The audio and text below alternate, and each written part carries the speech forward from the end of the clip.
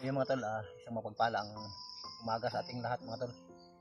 So nandito na ako ngayon mga tol sa kagubatan.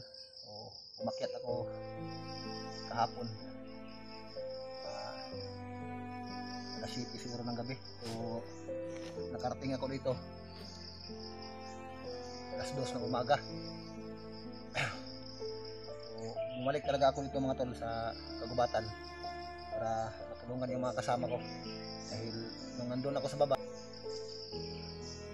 dahil sa kalagayan ng aking anak ay nakatanggap ako ng mensahe mula kay Brad Julio. Si Brad Julio mga tol ay nangangailangan ng tulong dahil nalason daw si Brad Julio. So ang tama naman yung problema ko doon sa bahay, naagapan naman yung anak ko. So, kaya ako bumalik dito sa kagubatan mga tol. Pero actually hindi pa gaanong magaling yung anak ko. Pero importante ay naka-recover na yung anak ko mga tol.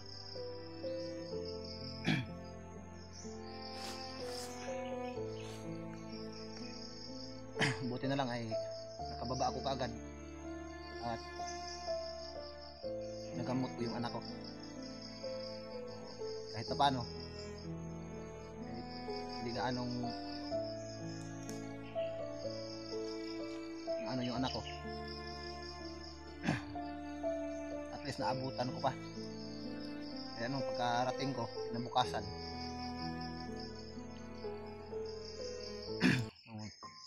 nagamot ko na yung anak ko. After naman nun, mga ilang araw ay nakatanggap ako ng mensahe mula kay Julio. Kaya bumalik ako kaagad dito. So huwag kayong mag-alala sa anak ko mga tol dahil naka-recover na ng kaunti yung anak ko. So, dito ako naaabutan ng liwanag mga tol. Papahinga muna ako dito.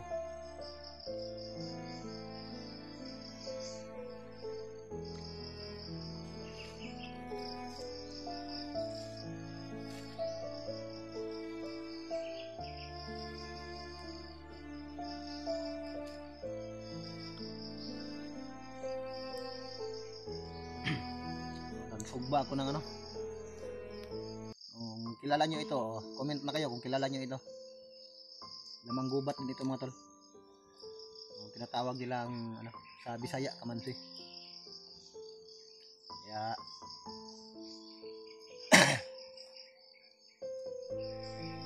pansamantala ay pahinga muna ako sandali dito. Dahil dito ako inabutan ng umaga. Banda alas 2 ng umaga naglakbay ako hanggat sa nakarating ako dito mga tol. Dito ako inabutan ng umaga. Kaya sa ngayon ay papahinga muna ako.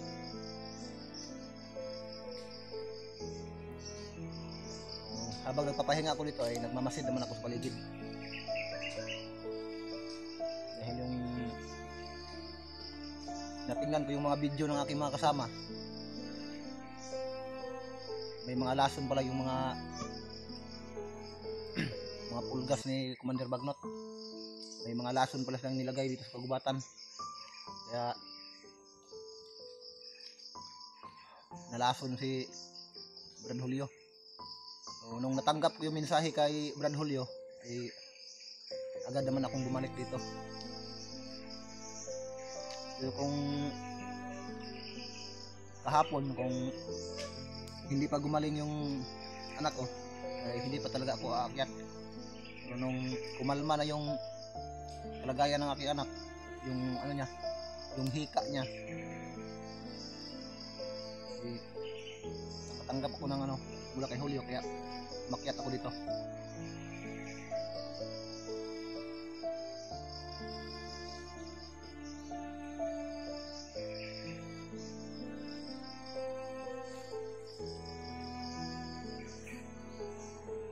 So habang nagpapahinga ako dito mga tol ay kumakain muna ako. Dahil ito lang yung nakita ko sa kagubatan, yung buto ng ano, naman siya. So, pagkatapos nito agad naman akong aalis dito. Sana kita ko si Brad Julio. So paki-share ng aking video mga tol para malaman ng aking mga kasama na bumalik na ako dito sa Kagubatan. At patuloy ko pa rin hinahanap yung mga kasamahan ko, lalong-lalo na si Brad Julio. Dahil yung natanggap kong mensahe mula sa kanya, sana okay lang si Brad Julio mga tol. Dahil hingi sa akin ng tulong, baka makaakyat daw ako kung nasaan daw ako. Sana magkita daw kami dahil nanghihina daw si Brad Julio. So may gamot naman ako dito pang paalis ng lason. Sana magkita kami ni Julio mga tol para mapainom ko siya sa aking lana.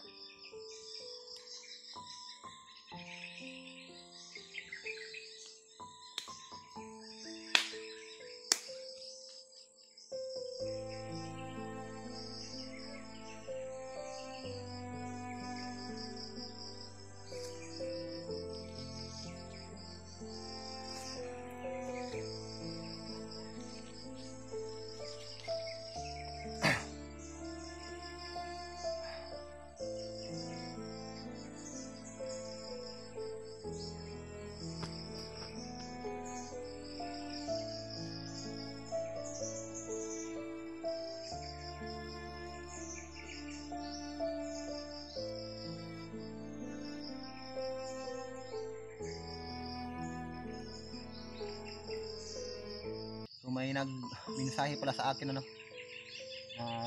wag daw akong kumpiyansa. So salamat po sa mahal nating taga-panood na nag-care siya sa akin about sa ganitong ginagawa ko, ganitong gawain. Katulad naman ito na nagpulot ako mga dahon para lagyan ko ng panggatong at karoon ako ng apoy. Kasi ito kasi kadalasan yung ginagawa ko mga tol kapag nagkakaroon ako ng pagkakataon ay naggawa ako ng apoy para kapag sugba ako o makaihaw ako ng mga lamang gubat na pwede kong makain.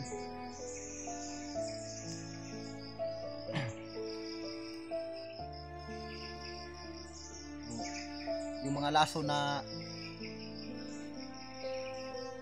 nangyayari sa aking mga kasama, yung mga damo, kadalasan yung ginagamit ng mga kalaban, mga bandido, at yung mga puno ng kahoy, nilagyan nila ng lason para kapag sumisid ka sa mga masusukal ng mga damo, ay masagupa mo yung mga lason at nahimatay ka para mahuli ka nila.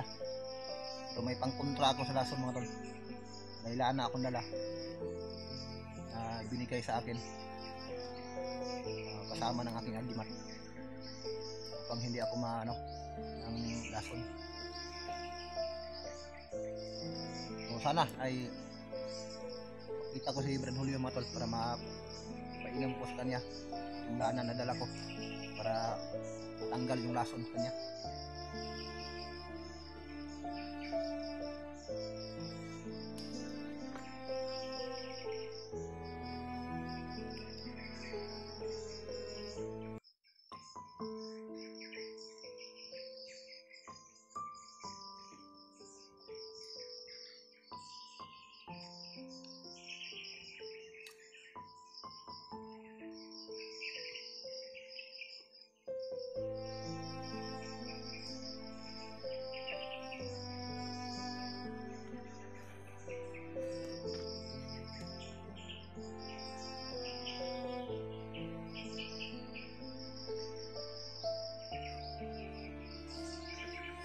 Mamaya na ako alis, maaga pa naman.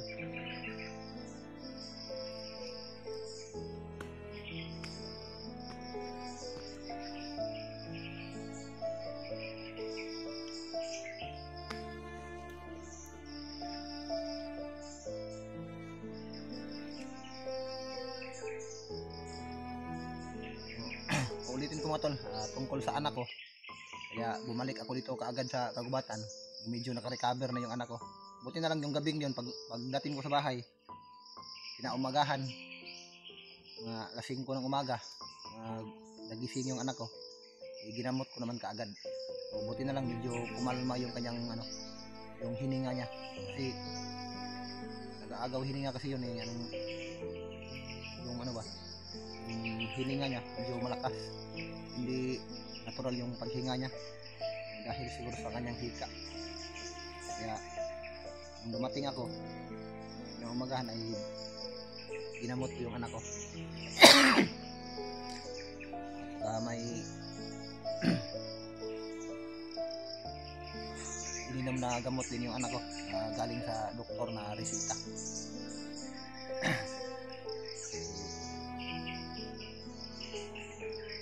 Bahala ako ng mga time na yun dahil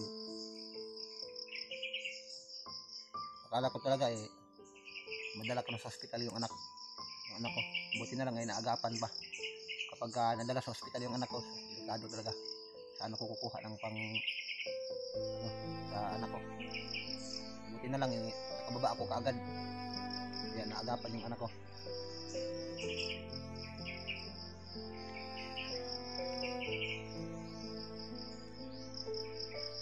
Kain tayo mo tol. Sa nakakilala nito, comment kayo kung ano to. Buto ito.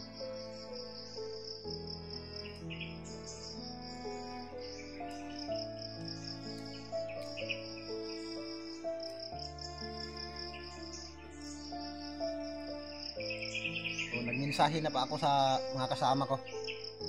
Sa lahat ng mga kasamahan ko ay nagmensahe ako sa kanila.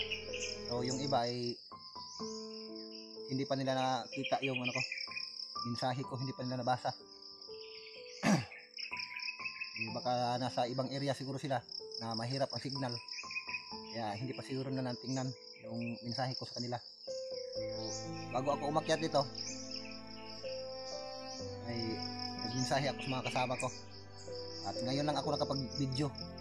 Dahil sinadya ko talaga ito mga tol para hindi ako masundan. So hindi ko na lang binidyohan yung anak ko kung saan ko sila dinala. Para hindi sila mamonitor.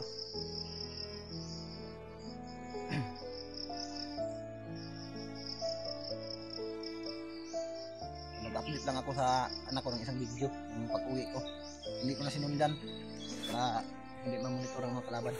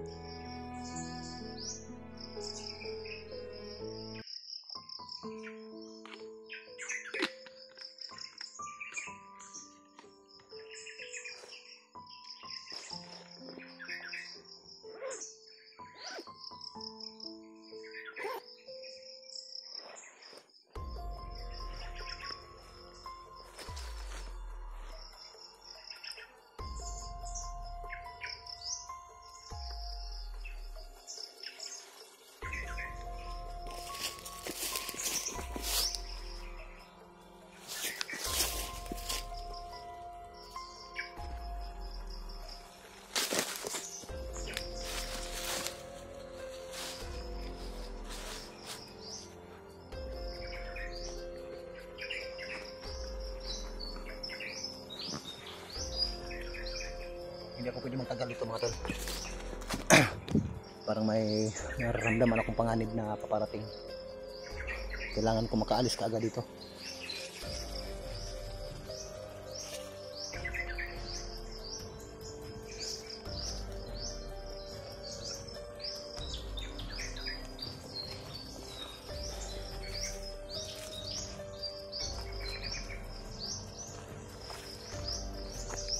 Iba yung pakiramdam ko mga tol.